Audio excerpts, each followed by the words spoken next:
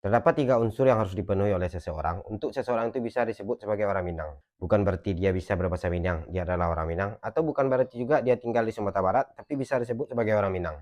Unsur yang pertama adalah memiliki rumah gadang. Memiliki rumah gadang di sini artinya secara simbolik, yaitu sebuah rumah untuk tempat berkumpulnya sebuah keluarga besar, sebuah kaum, atau sebuah suku. Wajib orang Minang memiliki hal itu. Unsur yang kedua adalah pandang pekuburan. Pandang pekuburan artinya tempat nanti dia dikuburkan kalau sudah meninggal. Sebuah suku atau kaum Minangkabau pasti sudah memiliki tempat pandang pekuburan semuanya. Untuk unsur yang ketiga, sangat penting sekali adalah surau tapian mandi.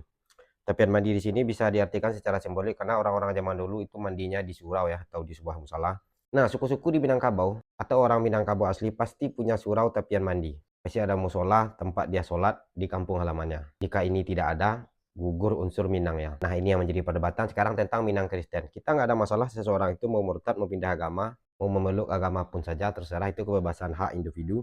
Tapi tidak bisa lagi dibawa Minangnya ke dalam sebuah agama di luar agama Islam.